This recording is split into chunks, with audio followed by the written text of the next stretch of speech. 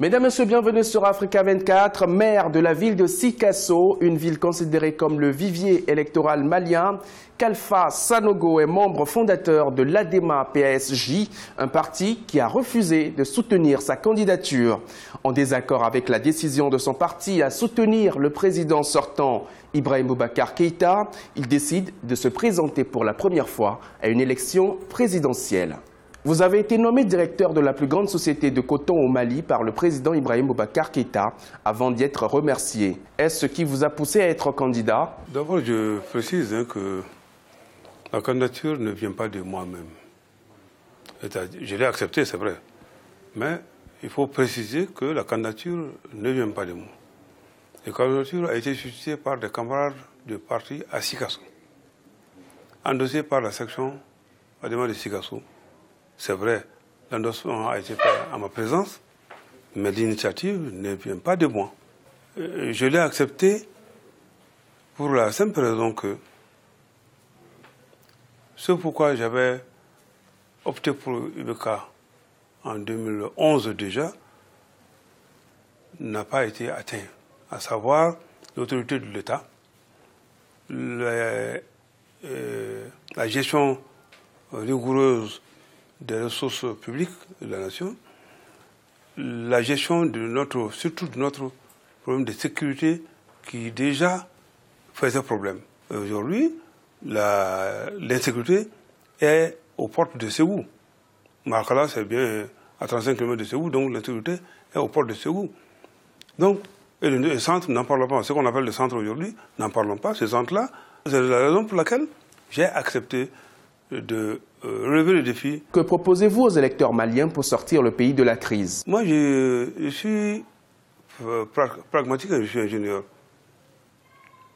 Je dis, pendant toute ma carrière professionnelle, je n'ai fait que la gestion rigoureuse de tout ce qui m'a été confié. Et c'est prouvé, il y a des témoins vivants de tout mon parcours. Alors, maintenant, celui qui dit je vais faire, s'il n'a pas montré pendant un long parcours qu'il avait l'habitude de le faire, y compris ma carrière actuelle, si on peut appeler carrière actuelle, ce que je suis en train de faire aujourd'hui à la mairie de Sikasso. Vous avez entendu parler des chiffres de ma première année de gestion. Donc, c'est la preuve que je ne sais faire autre chose que ça. La gestion transparente et rigoureuse des biens publics pour un mieux-être des populations.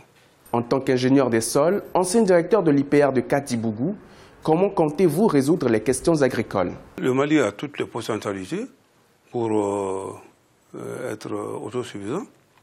Il y a des vastes zones de production que je connais bien. De toute façon, vous vous en doutez, après avoir été directeur de l'IPR de Katibougou, donc formé des étudiants partout au Mali, et même en Afrique. En son temps, il y avait des étudiants de Centrafrique, de Comores, des îles Comores, de Burundi, etc., qui venaient se former chez nous. Donc, je connais le pays. Et il y a des zones de grande potentialité. Je prends le système de Lacus. On appelle la zone Lacus.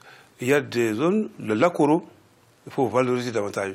Le lac Fagibine, ça c'est une immense richesse naturelle que le bon Dieu nous a donnée. Il faut simplement faire en sorte que l'eau puisse couler davantage dans le système parisien. Je vous dis, on peut entretenir toute l'autosuffisance de la zone nord avec ça, y compris une bonne partie de la Mauritanie. Et on peut produire toutes les céréales là-bas, y compris tous les tubercules et les légumes.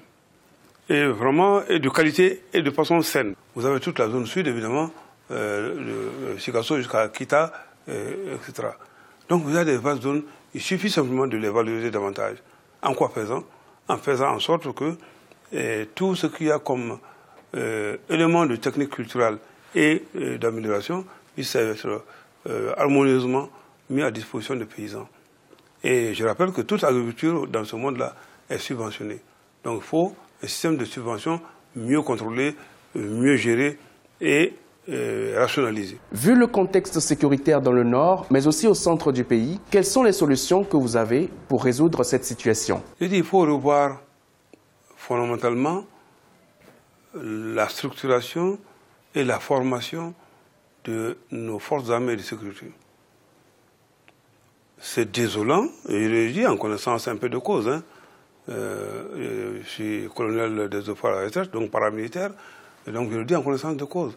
Il faut revoir sérieusement la formation et la professionnalisation de nos forces armées de sécurité et les former à l'endurance professionnelle.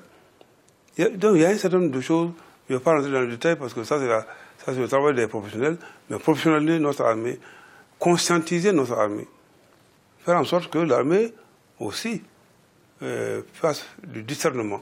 Quel est votre message à l'endroit des Maliens? Moi, je voudrais dire ceci au peuple malien en entier.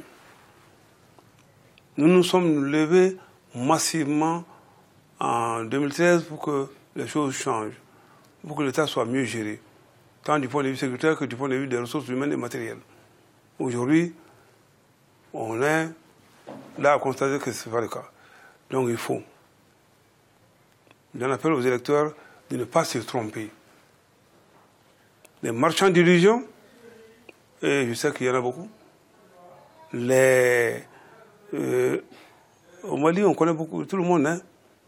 Il ne faut pas se tromper de choix. Si on se trompe de choix, c'est dans 5 ans encore. Je lance un appel pour que tout ceci se passe dans le calme, dans le respect des uns et des autres, mais aussi et surtout dans la transparence et la vérité des urnes.